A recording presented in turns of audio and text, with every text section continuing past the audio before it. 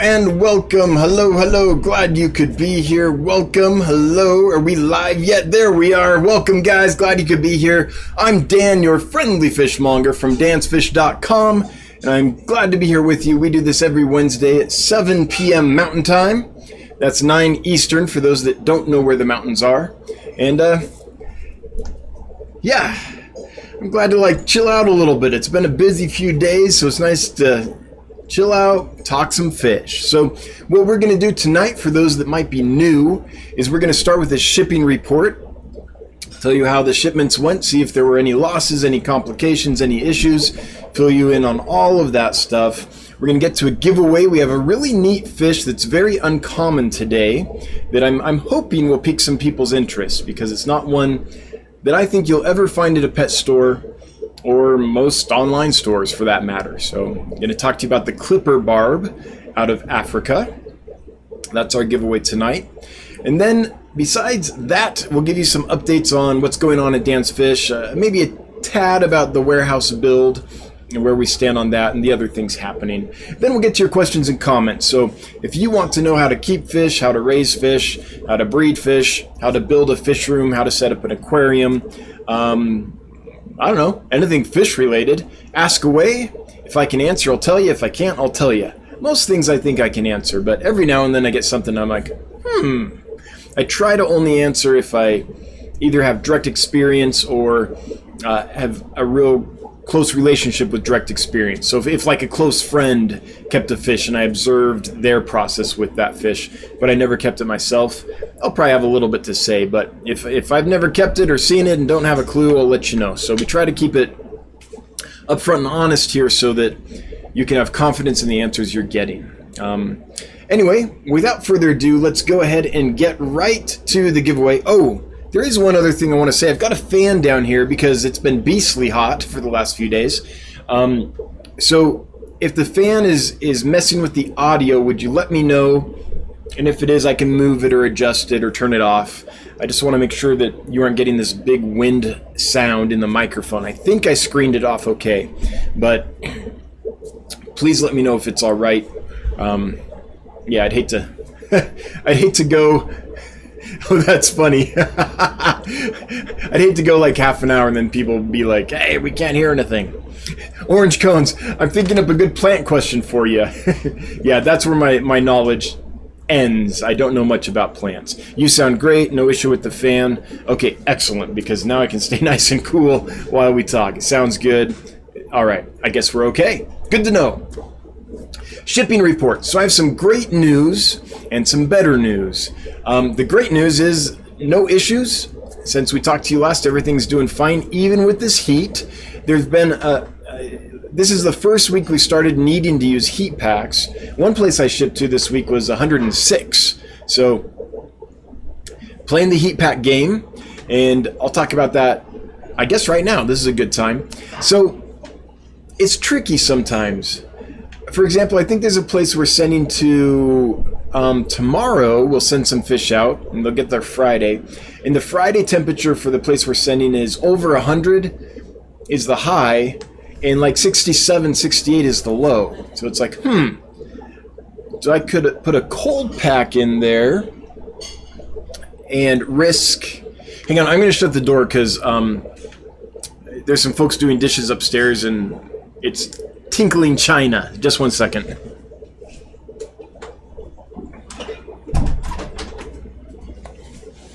Okay, now we'll have a little less restaurant sounds. Anyway, so what do you do there? If you put in a cold pack, it's 67 degrees. Let's say the cold pack lowers the temperature 10 to 15 degrees. Well, that's down in the 50s, right? That's too cold. If you don't put in a cold pack, it might get too hot. So it's this kind of tricky thing. And what I do basically is I take the average and look at that. And the other thing I consider also is, when will the package be delivered? So is this an area that's way off the beaten path and the package isn't going to get there till 5, 6, 7 in the evening when it's closer to the above 100 degree temperature, right? When it's hot? Or is this package likely to get there in the morning? That helps guide my decision. Now, the other thing that's nice is if you use nice thick styrofoam insulation like we do, the outside temperature doesn't affect the inside temperature very quickly. So if it's 106 outside, it's going to take quite a while before the thermal mass. Water is a very temperature stable molecule. It's got a high specific heat, and it takes a lot of energy to raise the temperature of water. So with the insulation in a box being full of fish in water, that's kind of to our benefit. So if it's 106 degrees outside, it's going to take quite a while for that box to climb up in temperature. Hopefully it's not, right on your porch in the sun. Let's not bake them. But those are the kinds of things to consider, though. What's the average temperature? When's it likely to get there? And how good is your insulation? And that'll help kind of guide the heat pack or cold pack decision. Right now, of course, it's cold pack decisions. So that's what we've been going through. So far, we've chosen right. Everything's got where it's going, alive and in good shape from all reports.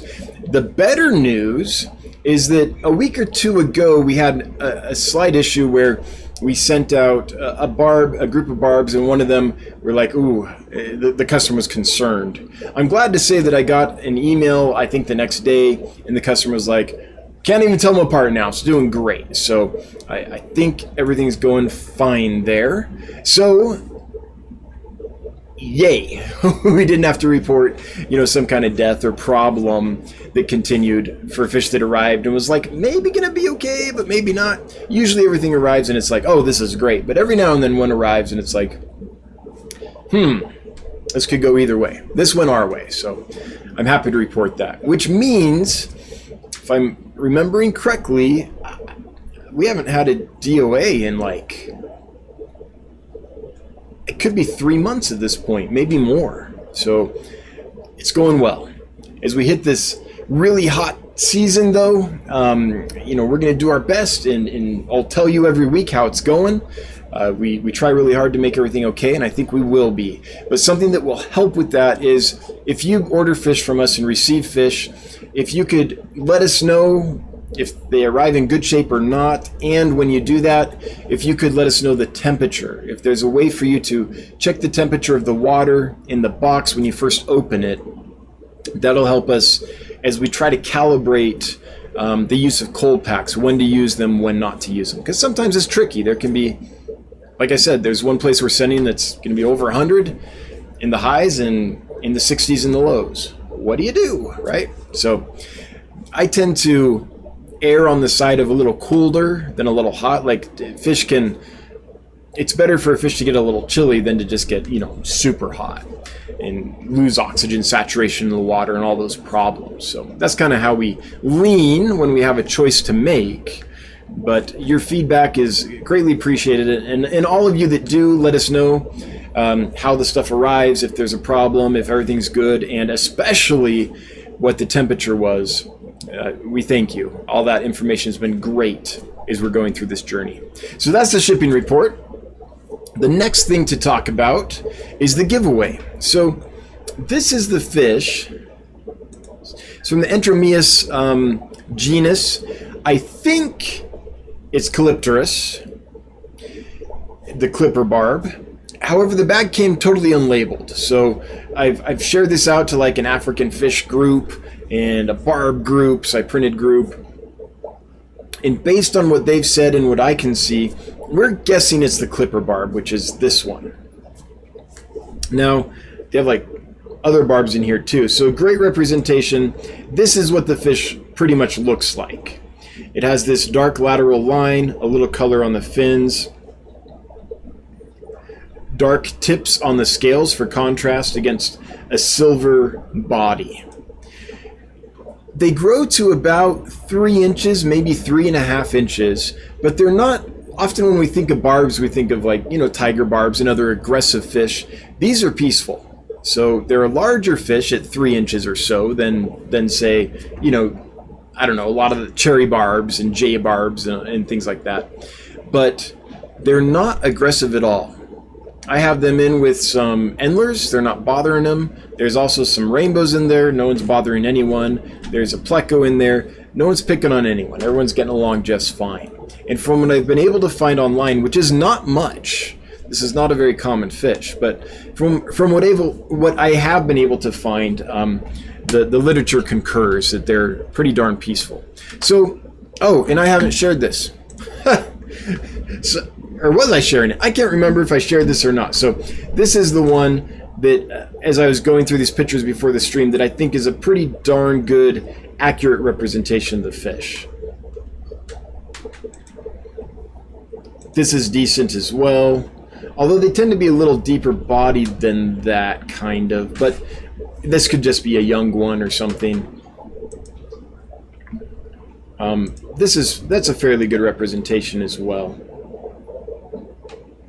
So that is the fish on the giveaway. So if you're looking for a fish that's a little larger, like maybe you have some rainbow fish, or maybe you have, something that isn't itty bitty, and you want a nice community fish that's unique, hard to find, and won't be a problem, won't be super aggressive or anything, then this might be a good choice for you. So if you would like to be entered to win some of these African clipper barbs, the hashtag is #Clipper, CLIPPER. Just enter that in the chat, #Clipper, and later on in the stream we'll see who won. And that's about all I know about them. I just haven't. You don't ever see them. They just kind of showed up randomly in my shipment from Nigeria. Bag was unlabeled. I didn't order them, so it took me quite a while to figure out what the heck they were. So they're from the Entromeus genus, I'm positive. Calypterus, probably. They might be a closely related species, but Calypterus is our best guess. All right. With that, let's give you some, just a little update on what's going on with the warehouse and such. So dirt is being moved. They've started clearing the space. If you've been following us on Instagram or Facebook, you've seen some pictures of that. That's kind of the biggest news.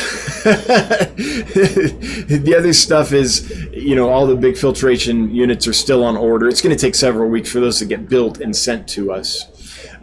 We are working really hard on getting a website up and running and functional and nice and presentable and debugged as much as possible to handle the volume we hope to sell when we open the warehouse in a few months. So Jonathan's been hard at work coding, and we think it'll be a good move. We'll still have our store on Get Gills as well, but we decided we need a standalone website where we can kind of tell our story. So Get Gills works if you already know Dan's Fish, like if you follow us on YouTube or on social media and you kind of already know who we are.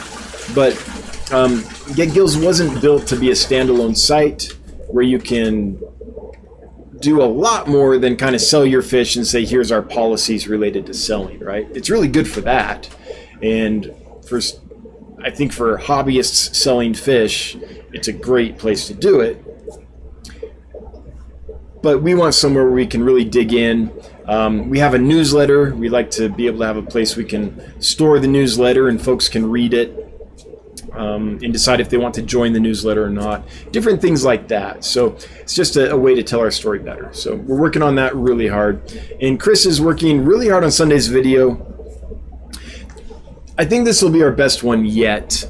Now that Jonathan's here, there's a little more action. And also, Jonathan's been able to help with packing the fish and bagging the fish and things, which has freed me up a bit to really dig in and work with Chris on the videos. Chris is doing a great job, but my background is storytelling. So I come from the theater.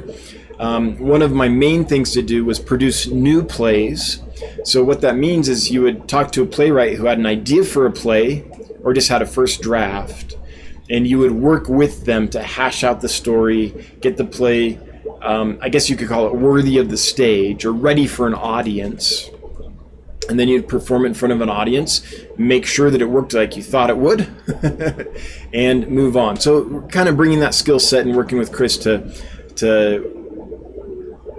for this next video. This will be the first one I've really had time to storyboard with him and work out with him. So give it a gander. It'll come out this Sunday at 1 p.m. It'll be quite a lot different than the previous videos because you don't just have me sitting in a chair talking about what we're doing now. Now that we have some more people and we're able to focus more on it, it's a little more interesting, I think, than just watching me talk. You'll see us do more than talk, which is kind of cool. So check that out. So working on all that stuff, still working on hires. If you haven't heard from us yet, just be patient. We're getting through it. As I find half an hour here and there, I pick up the phone and start calling. But we still got a few to work through, so we're working on that. So that's kind of the update there. It's not kind of the update there. That is the update there. You are now up to date, and oh, you can see Jonathan's work. That's funny. So check this out. This reflection in the tank. This is his backlog and sprint board. So if you've ever worked with software engineers, this is, or seen Silicon Valley, maybe this is how they keep track of everything they're doing, all the little bits. So you can see right there in the reflection of the tank. I just noticed. All right, let's get to questions and comments. So I'm going to scroll up, see what I can do to interact with you guys. If you have a question or comment, please leave it. I will say, let's make it easy on the moderators, and thanks to the mods, they do an awesome job every week. Let's make it easy on them and just post your question or comment once. If you know that I've passed it and accidentally skipped it, because sometimes that happens, never on purpose, but sometimes chat jumps and I can't find it or see it. If you know that's happened, then feel free to list it again. But don't just be like listing it every few minutes and spamming the chat. That makes it hard on the mods, and it doesn't get your question or comment answered any quicker. I just go up to the top and scroll down. Also, if you would make it at Dan's Fish, so you type the at symbol and start typing Dan's Fish and select Dan's Fish when it pops up, then this bright orange box will appear, and that's what I look for as I'm scrolling up and down on the chat. When I'm looking for questions and comments, I'm just looking for these bright orange boxes. That is what I respond to. So that's how we manage chat here. And thanks again to my amazing moderators for helping in that effort. I appreciate you very, very much. With that, the first one I can see is RB Animals Rescue. Oh, just saying hi to everybody. Well, hey, right back. Kelly Foreman, it sounds good. All right, yep. Let me know the sound was good when I asked. The fishy mailman. Sound is fine, or I'm delusional from the heat the last few days. Yeah, me too. Could be either or, right? It has been unseasonably warm here up in the mountains of Wyoming, for sure. Planted tank zzz. I have a koi catfish that has whitish tint on parts of her. It's definitely not normal for her or any of my cories. Any idea what it could be? Yes. Unfortunately, it could be lots and lots of different things. So this is one of the issues with trying to figure out what's wrong with our fish is we see what presents. In this case, what's presenting is a whitish tint, but often what presents is not definitive enough for us to identify the cause, right? So that's where it gets real tricky. So there's lots of things it could be. In fact, like many things. And it's kind of impossible to say from that description, or even if I had a clear picture, unless it's one of very few things like ick or velvet or some other things that you can see and pretty much, 95% identify, because they're pretty specific how they present. If it's not one of those things, then the possibilities are wide open. Could be viral, could be a parasite, could be a simple injury, could be bacterial, and there's honestly no way to know. So what I would suggest in a case like that, excuse me, is a couple things. I think too often what we do is we really want to help our fish, understandably. Of course we do. And we feel better if we have a direction to go to treat the fish, right? Even if it's the wrong direction, just doing something feels good to us. But often that hurts the fish. So often what we'll do is we'll go on Facebook or whatever and say, hey, my fish has this thing. And someone, we don't know their qualifications, we don't know what they know, but someone will say, oh, it's this. And we'll be like, good, I have something to focus on, I can dig in, and treat that thing. But we don't know for sure that's what it is. It's just we need something, so we latch on to something that we get and we dig in and treat that, even if that's not what it is. And what can happen is, if we're treating the wrong thing, we can actually stress the fish out so much by that treatment that we make it worse. Not only are we not treating the actual issue, but we're adding medicines that stress the fish's system. Their liver and or kidneys have to metabolize these medicines. We might be affecting the environment. We might be killing off the biome, different parts of the biome in the tank, which are going to cause stress on the fish as they decompose in the tank, things like this. So instead of jumping straight to medicines in your, let's say this is in a nice show tank, your fish is doing poorly. I don't know your exact situation, planted tanks, but let's say that it's a nice planted show tank. Couple things to do before we jump to medicine or anything. We know something's wrong, we don't know what it is. Let's say we don't have a fish vet in our town that we can take it to, or that's just not an option for some reason. Most places don't have fish vets, so we're kind of on our own. It's a tough part of the hobby. It's one of the places we need to improve. Well, the first thing is, let's see if we can identify a stressor, right? Because often, I mean, if it's a blatant injury or something, then, you know, stress didn't cause that. But often when fish present with a problem, it's after quite a bit of stress. Like they've been worn down by something, and now they can't, and now their system just is no longer able to fight this thing off, and so it presents. But it's probably been a problem for quite some time, and just not presented yet. So if we can find that stressor, I think that's the most important thing. Often when I get asked this question, I just jump straight to medicines, and I'll get there. But, and by the way, big caveat, big disclaimer, I'm not a veterinarian. I'm not qualified to like take a fish, diagnose it, and treat it in any way. But I'm just a hobbyist who deals with a lot of fish and tries really hard to make them better with my limited knowledge. So let me tell you what I would do and share with you what I think I know, but please realize I'm not any kind of medical expert. So anyway, if you can identify the stressor first and foremost, is there a fish that's just picking on that guy? Is he like off in the corner trying to shelter from a bully all the time? Or this is a Cory, is it a fish that's alone and should be in a group and is just scared all the time? It doesn't feel comfortable. If that's the case, maybe we need to get more fish in the tank with them. So what's the social situation basically? What are the parameters? Is ammonia fine? Is nitrite fine? Is nitrate over the way high? Has there been some kind of crash, new tank syndrome or old tank syndrome in the tank going on? So checking the parameters out. Any wild swings? Has your municipality recently changed how it's treating the water, or done some kind of flush to the system to flush out the pipes, and now all those chemicals are in your tank and you don't know it, but it's stressing your fish out? If you call your municipality and ask them, been any changes in the last 2 weeks, you know, they'll usually talk to you. At least, well, I haven't lived in every municipality, but usually they're like, what? Someone's calling and wanting to know about the water? This never works. This never happens, I mean. This is amazing. Let me geek out about water with this person. That's been my experience. So looking for stressors and trying to eliminate them. Is the temperature okay? All those things, right? Is it getting a balanced diet? Is the food we're feeding fresh and actually nutritious? Or is it old and stale and kind of lacking in nutrition at this point and should be changed? All those things, right?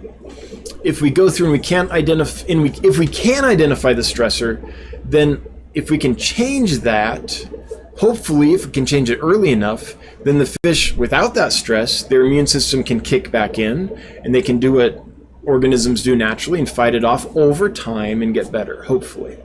Okay, but let's say we can't find a stressor, or things are far enough gone. Like, I don't know, how bad is this whitish spot? Is it like a whitish spot that's eating away part of the fish? Is it just a tiny little discoloration? Like, I don't have that context. But let's say that it's bad enough that we're like, look, if we don't treat this soon, this is not something the fish is going to heal from by itself, even if it doesn't have any stress, without help. So here's how I treat those things generally. I would highly, highly recommend a hospital tank, a non-bioactive tank off by itself, no plants, no filter, just a hospital tank, bare glass, maybe painted on the bottom or in the sides so the fish isn't like, a bird trying to get through a window. Just an air stone in there. Never feed in this hospital tank. You're trying to keep it as free of... It's the opposite of an aquarium normally. Normally in an aquarium, we want to establish an ecosystem full of all kinds of critters and balance and stuff so that everything's...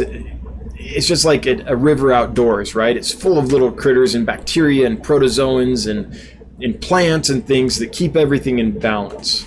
It's this big living community that harmonizes together. In a hospital tank, you don't want that, because we need to be able in a hospital tank to change parameters rapidly if we need to suit a fish before we put it in, or use medicines that will wipe out big sections of the biome and create problems when those die off and rot in the tank. So generally, if I think it might be a parasite, I think the best thing to do is move...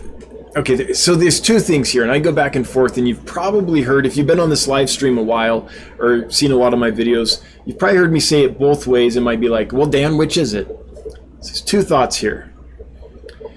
If it's a parasite, like an external parasite, or even some of the internal ones, and you can treat it with a formalin-based ick treatment, like ICX or Quick Cure,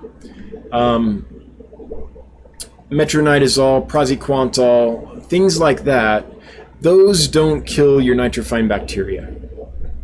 So maybe, there's so many nuances to this, but I'm just going to rant it all out, get it all out there in one go before I move on, because these are questions we get a lot, and I think this will be useful.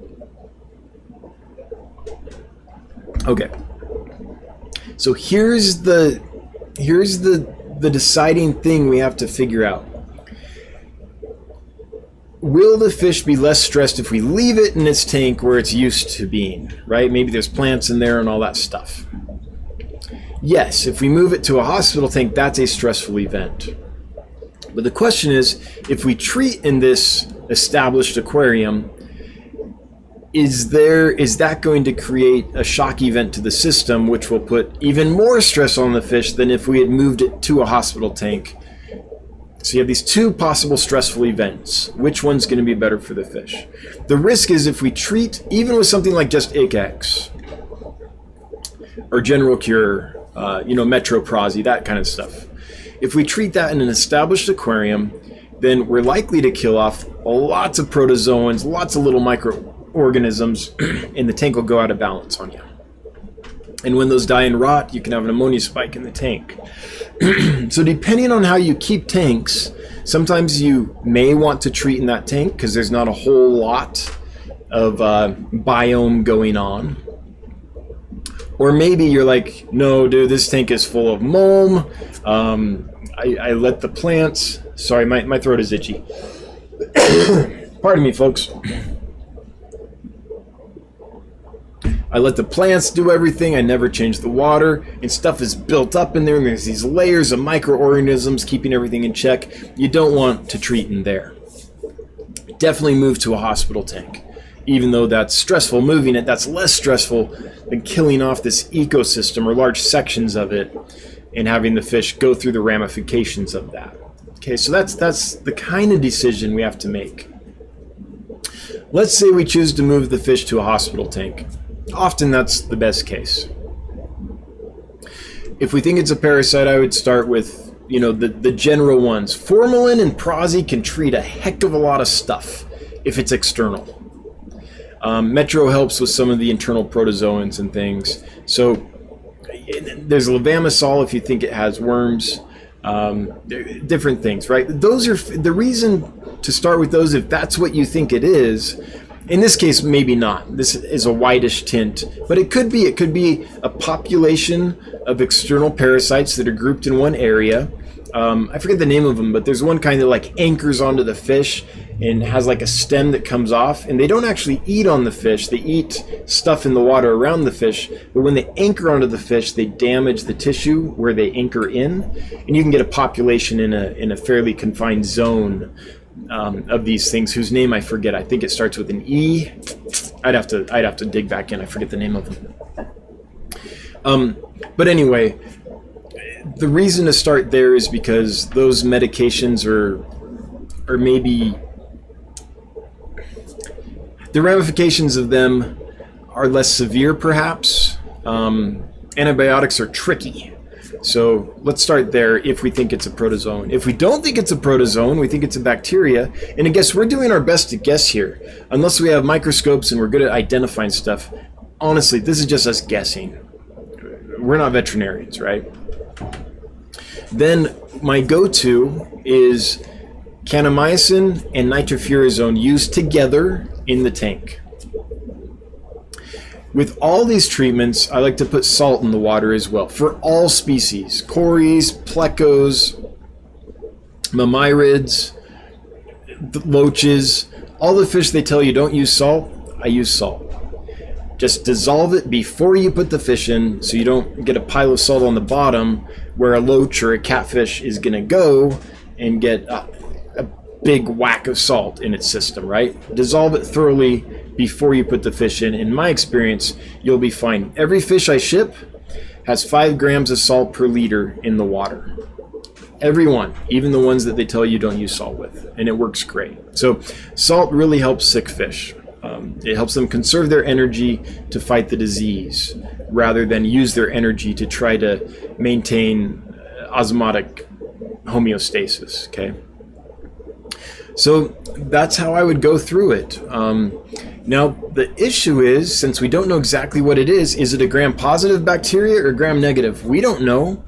The reason I use kanamycin and nitrofurazone to begin with is because the majority of bacterial infections we get in fish are created by gram-negative bacteria.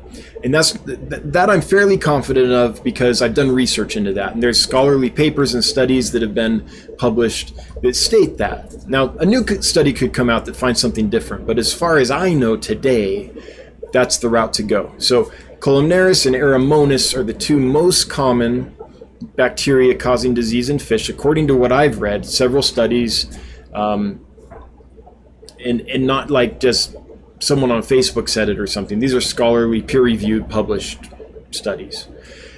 The second one is Streptococcus. Now that's a gram-positive bacteria, and so kanamycin and nitrofurazone won't work on it. But I start with the kanamycin and nitrofurazone because it's more likely, I have a better chance that those will work on it. If those don't work on it, then you have to remove all those medicines. You can do some charcoal filtration, you can do a large water change, whatever you have to do. Get that out of there. Start with a fresh batch of water, whatever you have to do, right? And then you could switch to something like triple sulfa or erythromycin, things that can take care of gram-positive bacteria. So it's this whole process of, here's my choices, which one do I think is going to be the most likely to have the desired result? We try that. Maybe it doesn't work, but we think it's the most likely, so that's the one we do, right? Maybe it's just take away the stressors. Fish recovers over time. Maybe it's like, nope, we got to do something. I think it's going to be less stressful if I move it to a hospital tank, so we do that. Or maybe not. Maybe we think it's going to be less stressful to keep it in our community aquarium, depending on how we keep our fish. So there's all these little decisions. So I would say that without being able to actually pinpoint the cause of the problem, all we're seeing is the symptom, the presentation. Like if you had a cough, it could be you just have a little cold virus. It could be you have a bacterial infection in your lungs. It could be that, there's all these different things that could be causing the cough. But all we know is the fish is coughing, right? It's got a white patch on it. And without being able to pinpoint it, which as hobbyists, I certainly can't. I hope to get there. I'd like to get that training, but I certainly can't do that. So it's just an odds game. I think this is going to be the least stressful thing on the fish and have the most likely positive result. We try that. If it doesn't work, after we've given it enough time to judge if it actually will work, not just like a few hours or a day or whatever, right? Then we maybe scrap that and try the next best thing that we think has the best chance of helping the fish. Often, it's removing the stressors and letting the fish chill out and its natural immune system get back up to speed and take hold of the problem. So, Planted Tanks, I appreciate the question. Questions like this are probably the most asked, not just in live streams, but emails and on social media and stuff. So I thought it was worth digging in and just talking about the process a little bit. Now, I want to clarify one thing. I mentioned that if you're trying a treatment in a tank, like a hospital tank, and it's not working, that maybe you just want to start with fresh water, right? Here's what I mean by fresh water. So when you're putting water into a hospital tank to use, you're not taking water from the aquarium, the community tank or the established tank, because that's full of little microorganisms that are going to be killed off by the treatments. What you want to do is whatever your water source is, let's say it's from your tap, get however much of that you need, put it in the tank, let the air stone bubble for 8 to 12 to, if you can, 24 hours would be great. Put in whatever you need to control your chlorine or chloramine, and then put the salt in it, let it dissolve completely. Probably dissolve your medicines in there too, and then add the fish, at least for the first medication. You're likely in a day or two to have to do 50% water change and then add another dose of the med, right? That's generally what the instructions are on a lot of these things. 30 to 50%, something like that. But if, let's say you tried nitrofurazone and kanamycin and it's just not working, and you're like, I gotta stop this because these are putting pressure on the fish's liver and kidneys, or kidneys, I can't remember which one in that case. And so I'm gonna try something else because these are stressing the fish more and not helping. Then what you would need to do is mix up enough water to fill the tank. This is one way to do it. Let an air stone in there so it gases off and stabilizes, put in your water treatments and stuff, get the fish out, empty the tank out, fill it with the fresh water, put it in. That's one way to be sure that all the medicines are out. If you can't do carbon filtration, or you're just not confident that you have a better way to do it. But when I say we're using fresh, clean water for our hospital tanks or for treating our fish, I'm not saying you open the tap, fill the tank, put in your dechlor and put the fish in. We let the water stabilize by gassing it off and letting it age a bit before we put it in there. So just want to put that out there. So no one throws a fish into a freshly filled tank with fresh water from the tap. All right, so that's might be more of an answer than you wanted, but I think it's the honest answer. I'm constantly, I guess dismayed is the word. I don't know what the word is. But when I follow some Facebook groups and things, I rarely comment in them just because time, and I don't want to get into any Facebook brawls. I don't need that in my life. But I follow a few, and over and over and over we'll get the question of, this is happening to my fish. What's the problem? And much to my... And people are trying to help, right? And so you'll get all these answers like, oh, it's this, do this. And I'm like, when I read those, I'm like, you didn't even see a picture of the fish. Like, a veterinarian couldn't diagnose that from that description. Or maybe you did see a picture.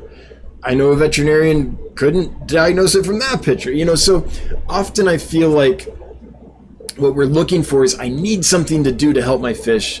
We're looking for a quick answer so that we can help our fish, because that's what will make us feel better, and we hope make the fish feel better. But I don't think those are honest answers. I think it's very rare that the presentation of a disease or a problem is clear and decisive enough that we actually know what we're dealing with, because we're not veterinarians and we don't have the equipment to get to that diagnosis. So I think the answer I gave you, even though it's long and involved and probably too nerdy for most people, is the honest answer for almost all of those queries. New Mexico Aquatics. Each time you post a job opportunity, I ask my wife, do you want to move to Wyoming? But she says, it sounds cold. Not today. But I told her about your record heat. Yes, little Bobby. Yeah. Have her come out now and she'll be like, oh, that ain't cold. Now, a couple of weeks ago, yeah, it was cold. It's mountain weather. Mountain weather. Posiwi, Ronan is doing fine, loves his chola. All right, I'm glad to hear it. That's awesome. Ronan it is. Bunny Viper threw down $4.99 and I missed it. I'm sorry, Bunny Viper. Hello, Dan. Hope all is well. It is so well. I'm about to buy a 125-gallon. Yes! That's what I have behind me. Such a good sized tank. 6 feet. You can do so much with it. But I'm feeling lost about the stand and the filter. What size tank would I use for the sump?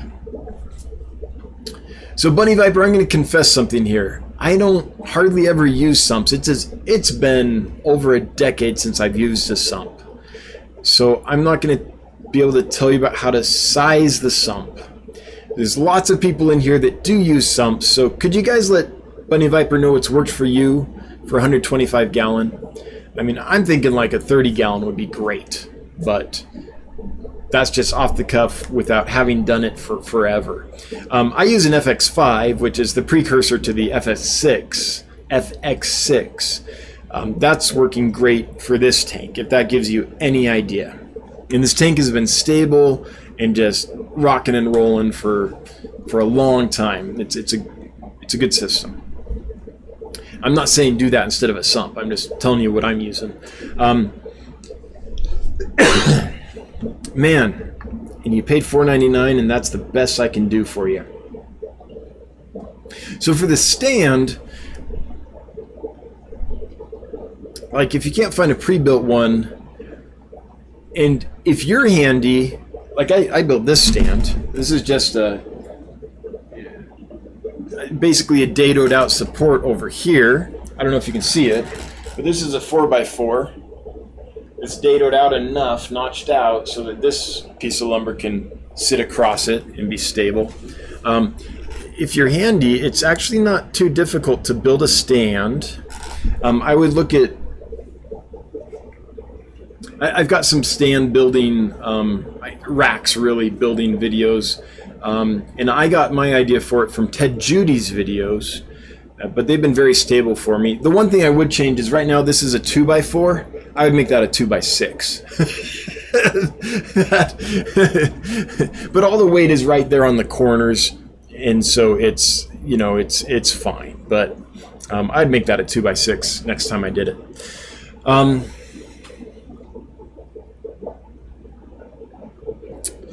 Kind of the dado notched out stands are the ones that have worked best for me over the years. So that'd be my suggestion. Or if you have a friend that's handy, if you're not, I don't know. They might be able to build something for you. It's a lot of weight though. So if you can find a prefabbed one that's guaranteed, that might be a good idea. And I feel like I failed you. That's not a great answer, but that's what I got.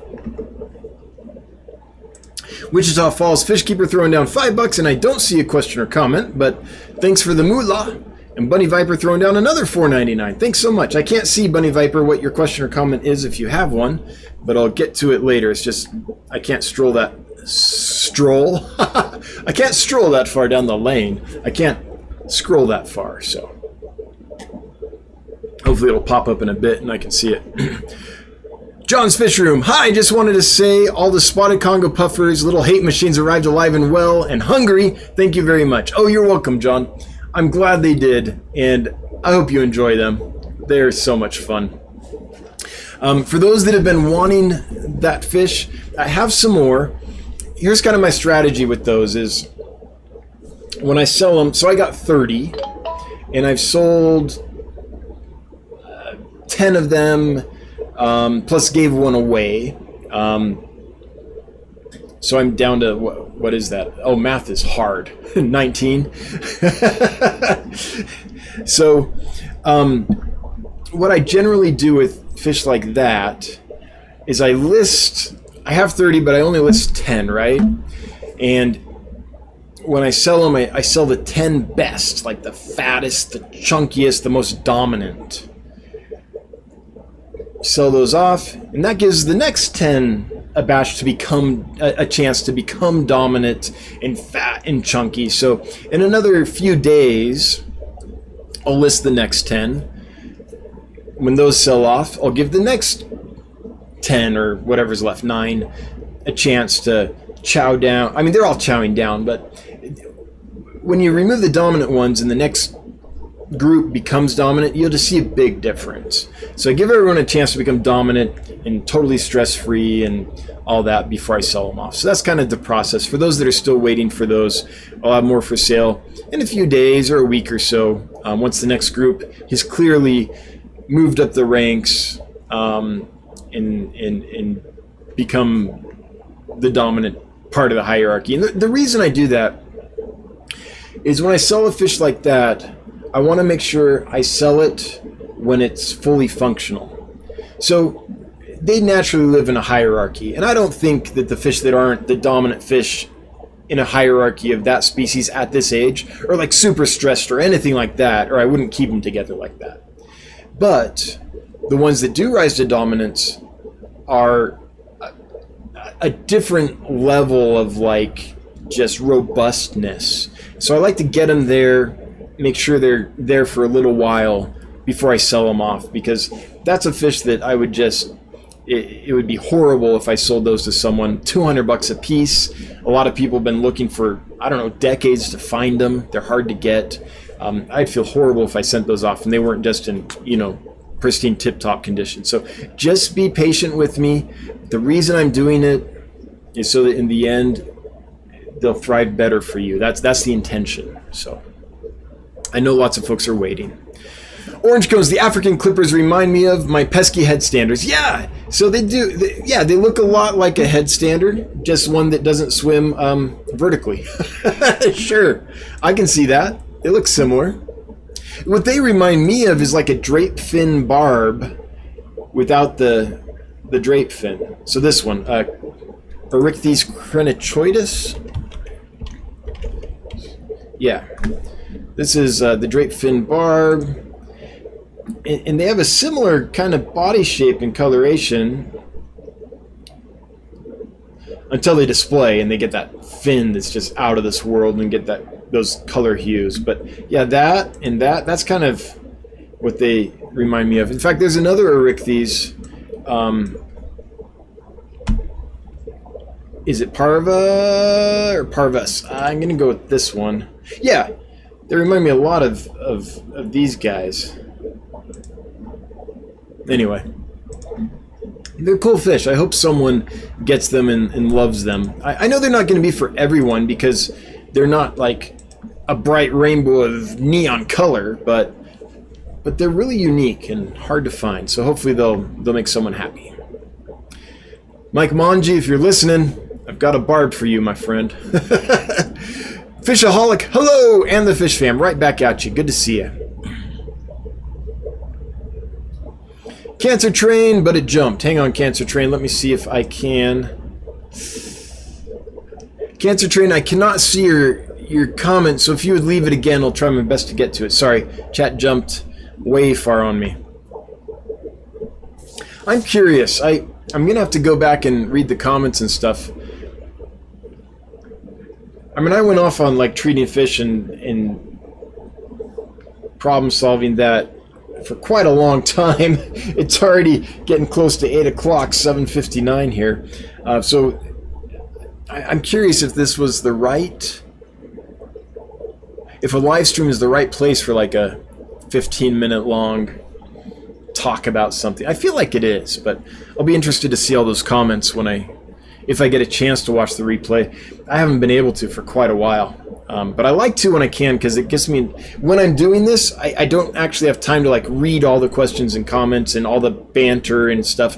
All I see is the highlighted stuff, and I miss a lot of those because there's not time to get to all of them. So hopefully I can look at that and see if in the future, Dan, maybe keep it to 2 minutes. I don't know.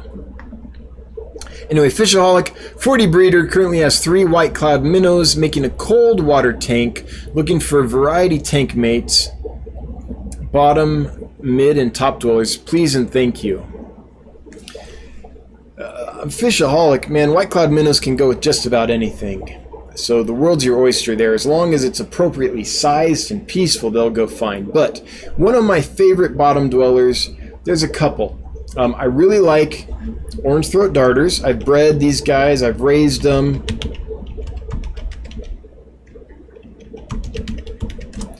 They're fantastic. This is like North America's answer to gobies, to freshwater gobies. We don't have like the, rhinogobius and stuff like that, but we have these, and they are stunning. I mean, they really are beautiful, beautiful fish. Oh, this is great. So this is a male. This is a female. Male in spawning dress. Actually, maybe not. Even when they're not in spawning dress, some populations can still be quite colorful. Great bottom dwelling fish. Peaceful. I mean, they'll nicker among themselves, right? They have a hierarchy and stuff, but just like a goby or a hillstream loach or something like that. So, but not vicious. And then the rainbow darter is another one. Rainbow throat darter? No, rainbow darter. Similar, really neat fish. Difference is, I believe these are a cave spawner, and these guys are an injector. So these actually inject their eggs down into the gravel and sand. Whereas, if I remember right, the rainbow darters wanted a flat rock that they would go in and kind of like a cave, like a pleco almost, and lay in there. But it's been correct me if I'm wrong on that. I remember the orange throat darters for sure were injectors. If someone here has bred the rainbow darter, let me know if I'm right about them being a cave spawner. So that's something to look for on the bottom. All kinds of darters. Swamp darters are great. They don't need it as cold. Let's see here. What else? Mad Tom catfish might be for a more advanced aquarist, but cool bottom dwellers. Neat little small catfish that are native to the United States. So I'm kind of going United States native. Oh, I'm not showing this. I'm kind of going United States native on you here, but there's also a lot of stuff from like Uruguay that would do well, from China, from other temperate climates. So one of the ones from Uruguay is Characidium racovi. This is my favorite of the hummingbird type darter tetras, these guys. Now, these pictures are not doing them justice, but this is kind of what they look like. They're kind of like a hummingbird tetra or a darter tetra. They can take it pretty cold. I've had them down to 45 degrees, no problem. In Uruguay, where they come from, they can be under ice sometimes. Not for great lengths of the year, but it can happen. What this isn't showing well is their fins have a lot of orange on them, which I'm not seeing in any of these pictures. Here you go. That's giving you an inkling, I guess, of the orange and black pattern. Now, not all Characidium can take it cold, though. So the Characidium racovi out of Uruguay is one that can. And I think those would be okay with white clouds. For top dwellers, look at your native killifish. These are Fundulus is the genus of most of these. There's several of them that wouldn't hurt a white cloud. Some of them would get big enough that they might be able to eat a white cloud, but where's Notatus? Oh, this would do it. I don't know. I've never kept this species, but that's definitely a top fish right there, just looking at its shape. I think the one I'm looking for is Notatus. Yeah. Okay, so, by the way, it's been so long since I've looked into these that I don't know their their legality or if any regulations have been passed or any of that. So check on all that first. But if Jonah's Aquarium has them, which it looks like they do here, then they're probably legal or to collect and sell, or they wouldn't be doing it. But these are awesome, little top minnow. So this is like North America's answer to the Epiplates and Aplochilus species of killifish. Neat little top dwelling, almost like little pike-like minnows. Another one that might be worth looking at is Leptoleucania omata. And I'm sorry, but a lot of these fish don't have common names. So this is another top-dwelling little teeny tiny killifish.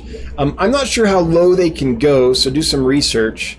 But cute little guys. And I've never kept them. Look, have I? Maybe I have. I don't remember their exact requirements, but I know they're a small killifish native to the United States, can take it cooler. I would assume they could take it down pretty cold, but they're more from, like, I think if I remember right, like Florida, Georgia, those kinds of southern states where it's warmer, so they might not like it being super cold or for a super long time. Anyway, I hope those get your juices flowing. Check out NANFA. So this is nanfa.org. North American Native Fish Association has tons of articles. If you go here, let's list this. I've geeked out for weeks on here once upon a time.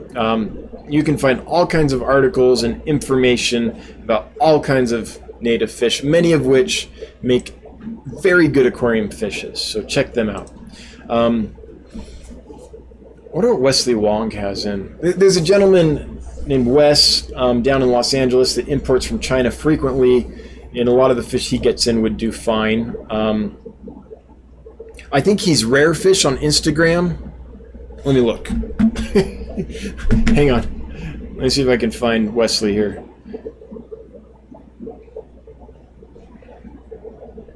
I'm sorry. I can't quickly, and I probably got to move on to the next question. But hopefully that's enough to get you going, Tankaholic. Is that Gile or Gile? I'm thinking of starting an aquarium maintenance business for the summer. Do you have any advice on things I should be conscious of and look out for when I start to work on people's tanks? So I did that once upon a time. Well, if you're just doing the maintenance business for the summer, are you thinking that this is a temporary venture? Because that's an issue. No one's going to want to... it wouldn't be good to set up a tank for someone and become their maintenance person and stuff, and then be like, when school starts or the fall comes or whatever, be like, hey, summer's over, peace out, right? That puts them in a bind. That would be a disservice to the fish and all that. So let's say that you meant you're going to start it this summer, not like it's only for the summer. In that case, the first thing I think I would do is make a size requirement. I would only keep and maintain large aquariums. They're more stable. There's lots of benefits to it. I wouldn't try to keep it like a 10-gallon or maybe even a 55-gallon. 120-gallon, 125-gallon, like that. Something like that might be my minimum. That does two things. It makes it easier. And I don't know what area you're in. I don't know how many people keep large tanks in your area, but I'm giving you an ideal scenario here. Maybe not a real one, but something that I would look for.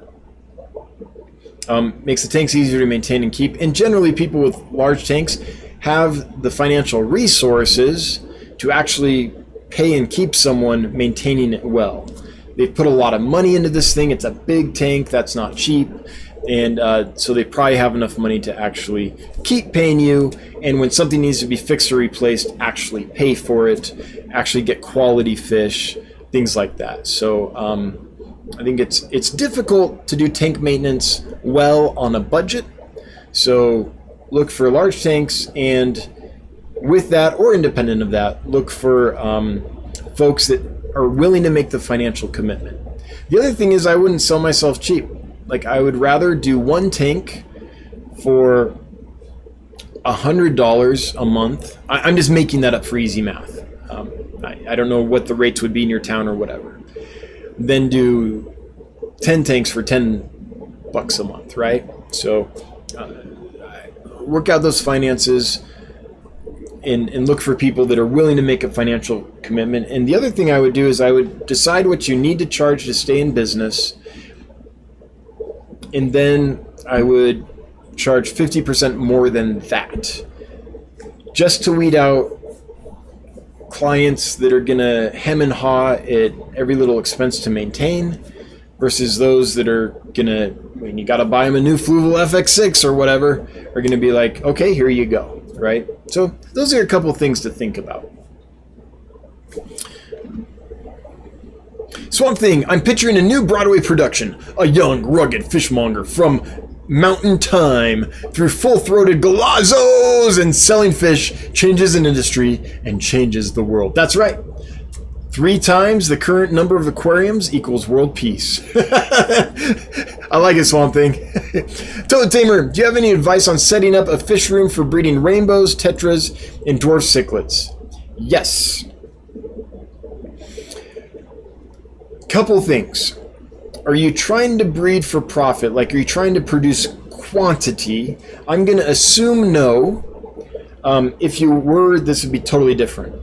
But I'm going to assume not. I'm going to assume you want to breed them as a hobbyist, maybe get enough to share with other hobbyists, but it doesn't have to like generate income. It's still for enjoyment.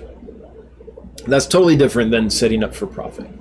So I'm going to assume that's the case. You're a hobbyist that wants to breed fish that you like and distribute them to other hobbyists and get enough fish produced to do that. Maybe you have new species or rare species and you're like, I want to get these established and send each species out to like, I don't know, 20, 50 different hobbyists, things like that. So that's what I'm talking about here. The first thing I would do is I wouldn't plan, I would look at the room, right, and get a program that allows you to sketch on it. So you can sketch out lots of different floor plans and layouts to really figure out how to lay things out so the space is actually optimized. I would plan a whole lot. I would go visit as many fish rooms as I could, as many different setups as I could to get ideas. Watch as many videos on building a fish room as I could, right? Okay. Then, once I've got kind of a general plan, I would stop thinking about the aquariums and start thinking about the support. What kind of filtration do you need? What kind of, do you have a central heat? You know, are you using a hot water heater that's on demand? Or are you using like an HRV to keep the air nice? Please do that. Heat retention ventilator all the way. Some deal with humidity too if you live in a humid climate. So what's going to support the fish room? Let's prioritize that. What's the ideal fish room for you? Is it a flow-through system that's automatic water changes and all that? If so, where does all that equipment go? I would put that in before I even put tanks in the room on paper. Once you've done a few layouts, right, and you're ready to like be like, okay, now this one's for real. Then I'd look at live food. Where are you going to produce your live food? How are you going to keep it? Do you need a wine fridge for white worms? Do you need a refrigerator to keep brine shrimp, fresh, newly hatched brine shrimp and black worms fresh, things like that? Do you need some shelving space so you can grow rotifers or infusoria or paramecium or microworms or whatever, right? If breeding's the goal, live foods are going to be a huge help to that. Okay, so I'd get all that in. Then, how are you going to work in this room? What's the workflow? Where are you going to keep your, I don't know, your big garbage can to age water in? Where are you going to keep all your nets? Where are you going to keep your hosing and your python or whatever you're doing, right? All that. Then, once I've made it easy on myself to work in there and I have the right support system to keep the fish going and feed them well, then I would say, okay, now where do the tanks go? How many of each size can I get? And with that, you need a variety of sizes. You're going to want small tanks, maybe 5.5 gallons for pairing or raising fry once they get to eating brine shrimp size, right? You're going to want a lot of like little plastic shoe boxes for just hatching eggs and keeping fry until they're free swimming, or giving them their first few meals until they're big enough to go into a place with flowing filtration. And then you'll need tanks, and what I would suggest is have enough tanks of an appropriate size to condition breeders separately. So here's the males, here's the females. I'm keeping them separate, right? That'll condition the females well, get them full of eggs. Then you can take those out, maybe put them in the 5.5 gallon tanks. Like take 10 males, put them in 10 5.5 gallon tanks. Take the 10 females, add them to those tanks. You've got a pair in each tank, or reverse trio, or whatever's right for the species. That way you can have a lot of pairs going at once, and you have the advantage of not trying to, if this is rainbows, let's see here. Rainbows, for example. Rainbows are generally continuous spawners, so they might lay a few eggs a day. How do you get a batch big enough to be worth like raising them all up? Do you really want to raise like 8 baby rainbows at once, or would you rather start with like 100, right? So several pairs at once, condition them, put them in the spawning tanks. Now with rainbows, a 5.5 gallon spawning tank isn't going to do it, but put the sexes together in the larger tank, put a mop in there, and you'll get tons of eggs the first day or two. Easier to raise a big batch of fry than it is to raise just a few. Those are the kinds of things I'd be thinking about. Yeah, I think that's the process that my mind would go through if I was working on that. Huck, I'm having trouble finding many specifics on Pseudomugil luminatus care. Everything's to be too wide-ranging for parameters. What do you find works best for them? For parameters, temperature, mid-70s is just fine. I would say for parameters is whatever your water naturally is. I'm thinking hardness and pH and all that. Once they've been through import or whatever and been stabilized and are ready to go, they're going to be fine in really hard alkaline water. They're going to be fine in really soft water. They can take a wide range of parameters. If they're brand new fresh imports, then you're taking a gamble no matter what you put them in. But once they stabilize, then they're really hardy. So I've sold them to people with really soft acidic water. I've sold them to people with super hard rock hard water, and they do fine in both. And by the way, this is not a sales pitch saying get them from me. Mine do fine in both. I'm just saying as a species, stable parameters, this is true for almost all fish, but luminatus, stable parameters are more important than the proper parameters. So keep the temperature mid-70s to low 80s. Mid-70s would probably be better. The warmer the temperature, the more quickly things change in an aquarium, because everyone's metabolism is quicker, right? The fishes, the bacterias, the protozoans, everyone's, right? So mid-70s would be great. Upper 70s, just fine. I've had them as high as 82, no problems. Well oxygenated, though, and clean water. Not a lot of decaying organics in it. So that's what I would say.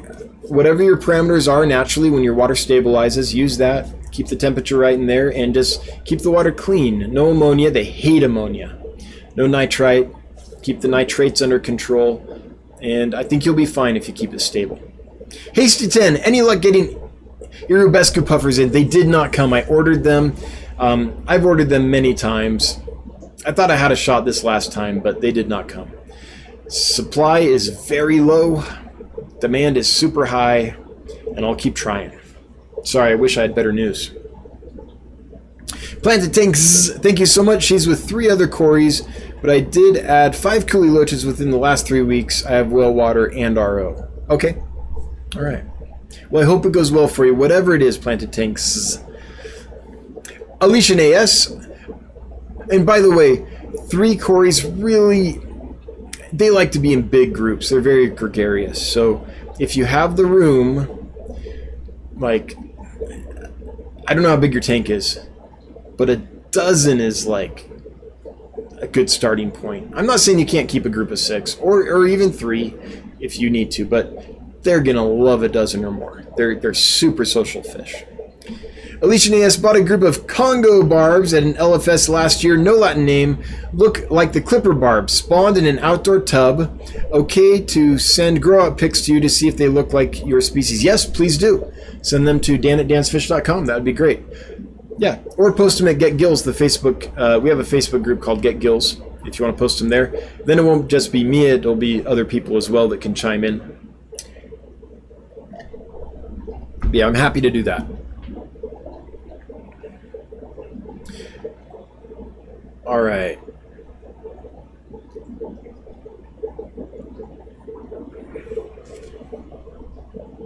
Wichita Falls, how's it going? Oh, there is a comment on there. That's funny. So look, I see it here, but this is, it won't show, it didn't show me here. So I wonder if Bunny Viper left another comment. I'll hopefully get to it eventually here. Good to see you, Wichita, by the way. It's going great. Thanks. Bunny Viper, there is a comment. Would you mind sharing what you do for a 125 gallon? Details would be great. I'll take notes. King of DIY makes a filter from a 5-gallon bucket. Thank you. So I use an FX5. An FX6 is pretty much the same thing. In the corner here is a weir. So the back half of that corner, about 8 inches this way and 8 inches back, 6 inches back maybe, is solid black plastic that goes to the top, and so the water goes through and overflows down into that. And that's stuff full of filter floss. That takes care of all the little fines in the water. And after that, it goes to the FX6. From there, it comes in through, sorry, I just scared the archer fish with pointing. From there, it goes to this, which is another weir. There's nothing in it. Just the water is pumped there and out.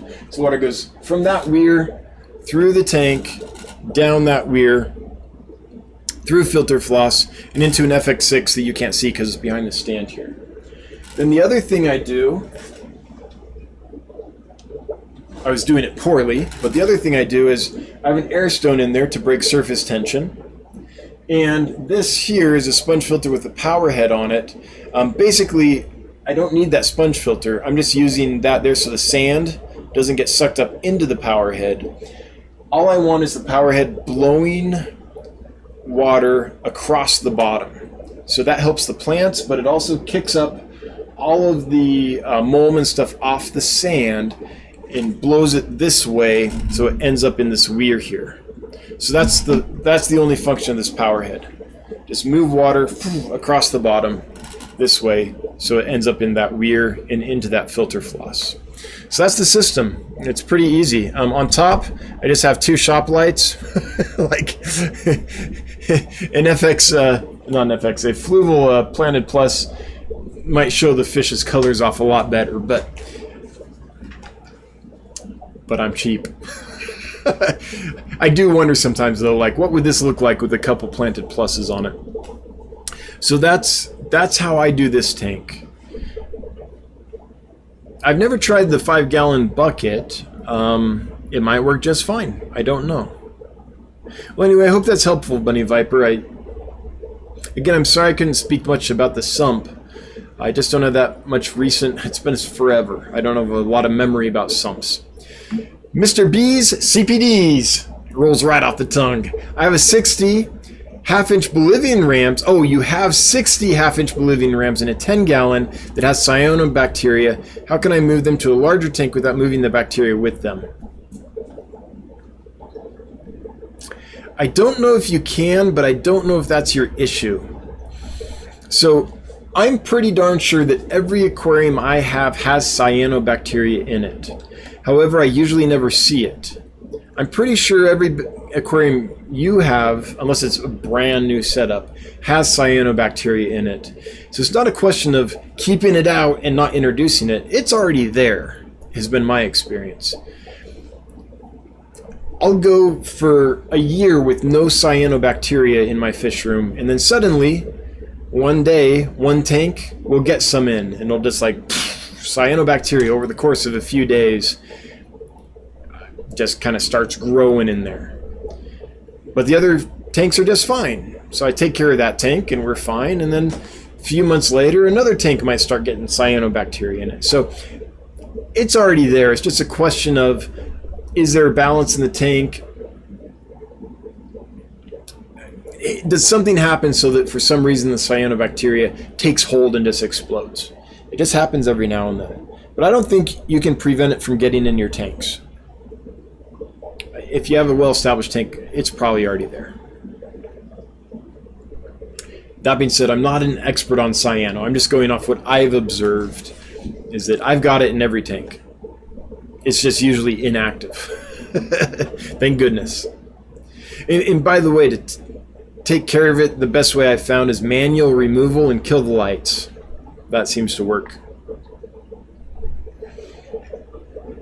I mean, you can use antibiotics too, but move all of it out you can first, because you don't want to kill all that cyanobacteria and just have it decaying in the tank. That would be a big problem.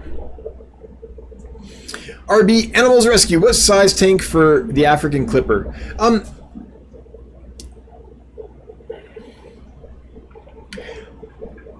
That's a great question.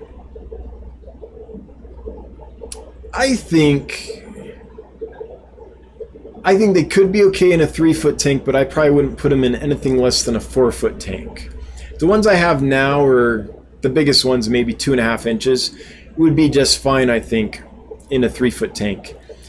If they truly get to 3.5 inches, that might start getting cramped. They're an active swimmer. They're like a bala shark or an iridescent shark or something like that, but they're active. So I'm going to go with a 4-foot tank. I could imagine having a school of like a dozen full-grown 3.5 inchers in a 4-foot tank with other community fish, and everyone being just fine in that size. That's a good question. I should have brought that up before during the giveaway talk. Punchy Paints, Fluffy Boyle. That is a great username. Oh, Fluffy Boy. Is this Enrique? What is his name? One of my favorite comedians. I forget his name. Fluffy. Retype your question, but put Dance Fish to highlight it. Yes, indeed, Fluffy. But I'm assuming, Fluffy, that you're new and didn't know that, so I see your comment here. I scrolled up to find it. How many gallons on a minimum for 3 to 4 coolie loaches? Like 5.5. I don't have any currently, but want to keep them. Would a 20 tall be okay? More than okay. If you have any, are they easy to keep? Very easy.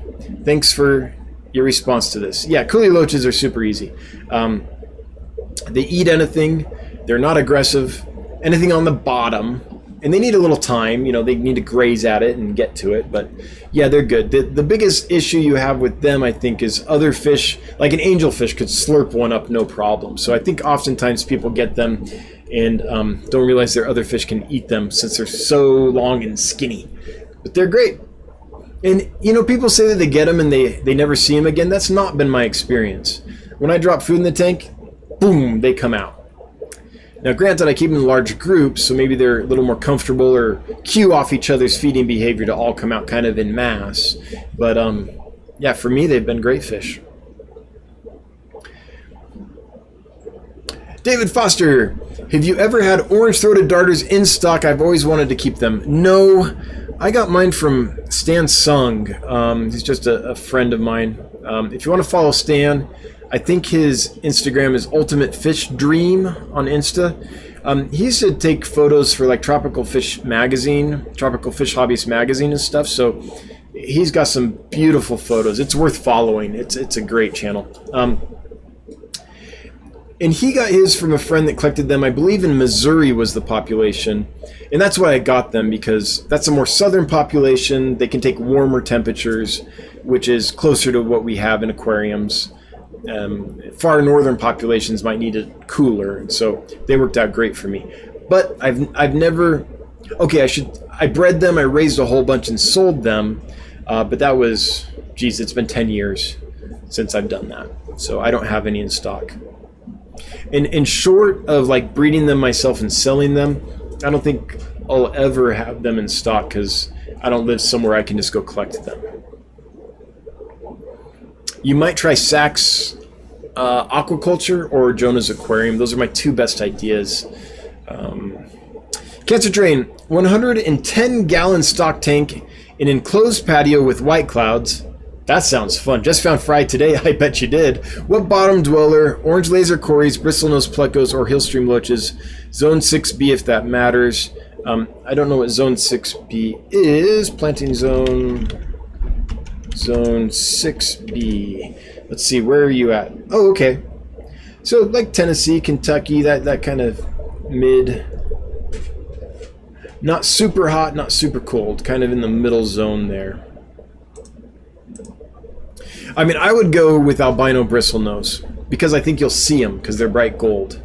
I don't think you'll see hillstream loaches once you put them in. I don't think you'll see the cories once you put them in. Maybe albino Aeneas cories, but even the laser cories, I don't think you're going to see much. They had the orange laser on them, but they're mostly brown, right? They're going to blend in. So that's my thought. What color would really pop? Albino bristlenose, albino Aeneas cories, things of that nature is what I would go with. Yeah, just so I could have a chance of seeing them in a big pond like that. Raphael Swit just scored reverse trio betta alba marginata, one of my favorites. Great little mouth brooding wild type betta.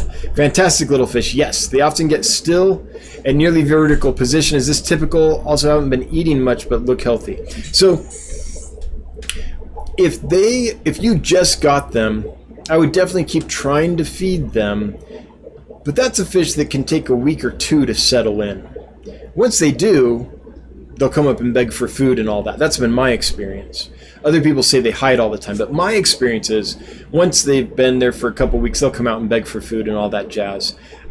It's probably going to help to have a few dither fish in there for them. Something like Harlequin rasboras would be great. Something that's peaceful and not like just vicious to the food, right? I kept them with Aplochilus dei, which worked well because those kind of stayed up at the top. It's a surface-dwelling killifish. And then the bettas could eat the food that fell down to the bottom. That worked great. Often, so when I raise chinoides and alba marginata and all those myself, I can get them eating flake foods and pellets without any problem. However, if they're wild or bred and raised overseas,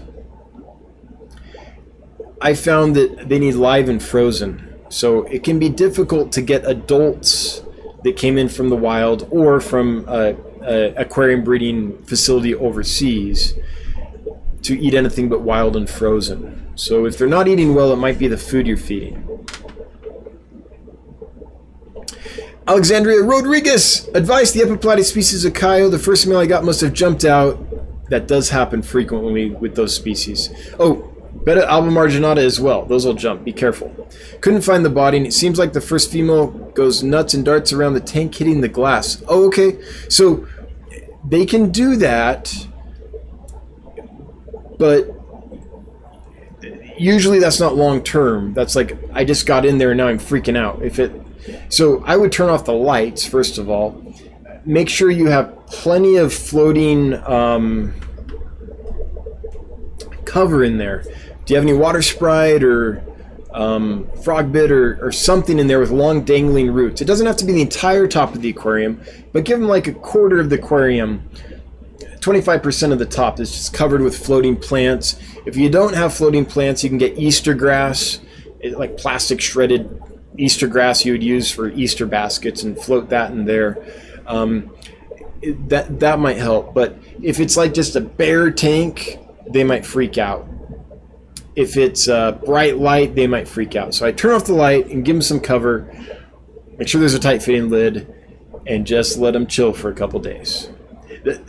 They're fat and sassy. Those are going to be fine without eating or anything for a while. The ones I just sent you. So that's what my advice would be to start. That'll help. If you can throw a few dither fish in there, that could be helpful as well. But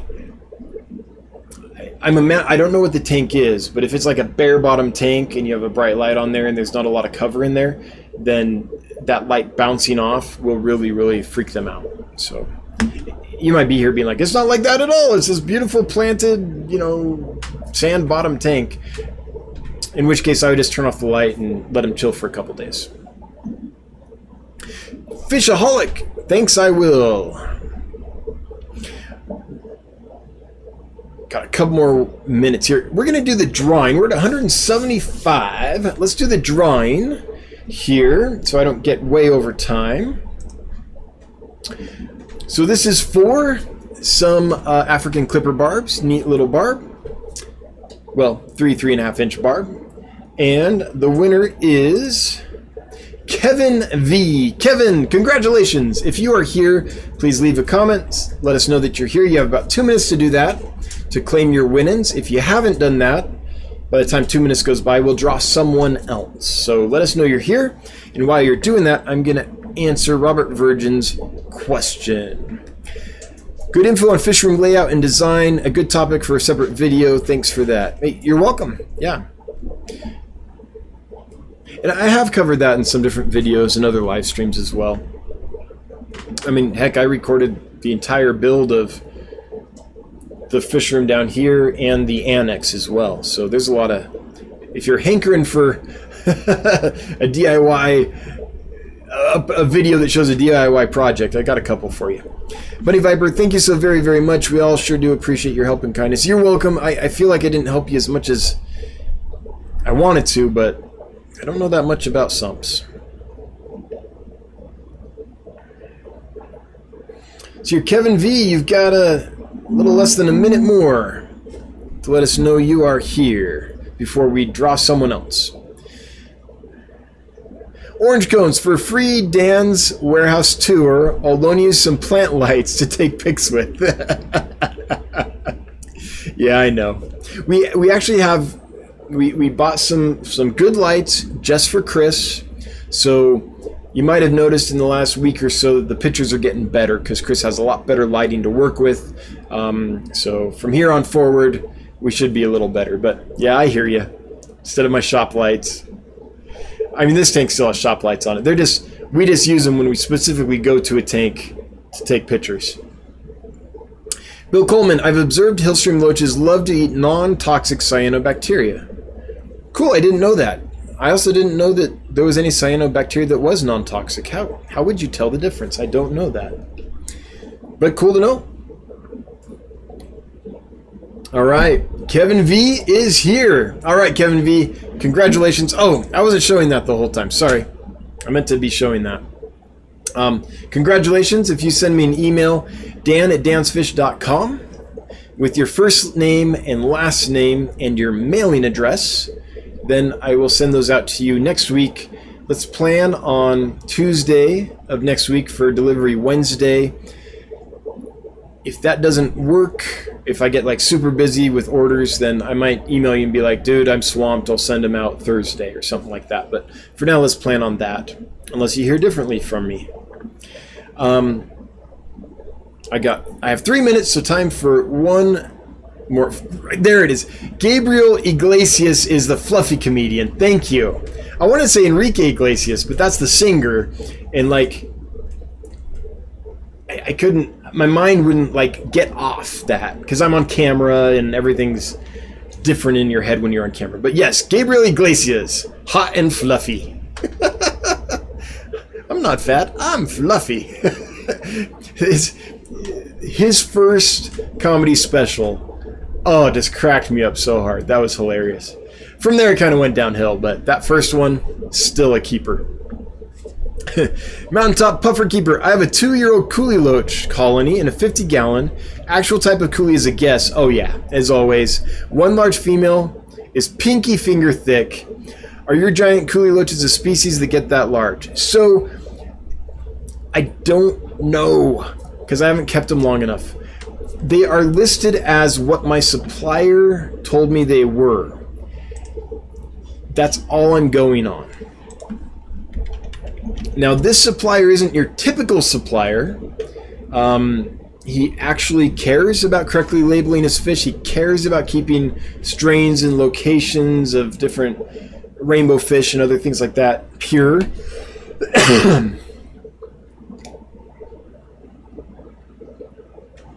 Excuse me. He often goes out and actually collects the fish himself.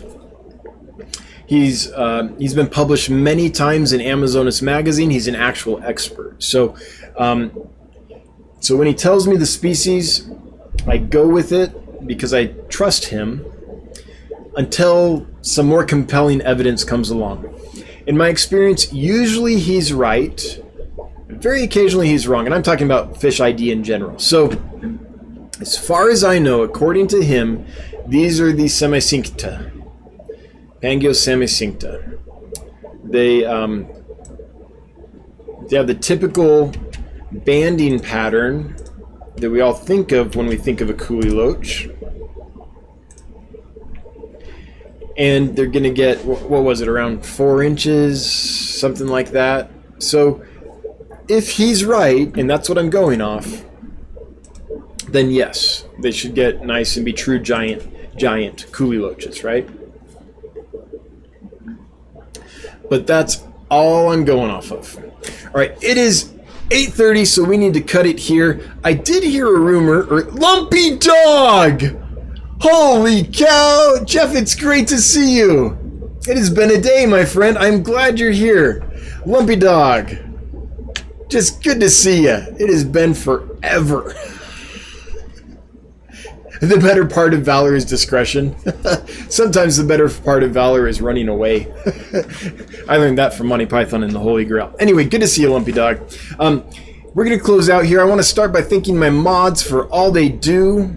Appreciate you, just tons and tons. Thanks so much. I want to thank everyone that left money on the table. Bunny Viper in Wichita Falls, Fishkeeper, thanks for the super chats. Always appreciated, never required, but it's cool when money falls out of your computer. Everyone that left a question or comment, thank you for making this lively. I hope I was able to add some value. I try my best. Hail the Lurker Nation. Everyone watching on the replay, I get it. Hopefully one day you can be here live sometime and interact with us, but life is busy, I understand. And with that, I'm going to sign off. We'll be back next Wednesday, same bat time, same bat channel. Until then, I sincerely hope everyone has a great week. Bye-bye.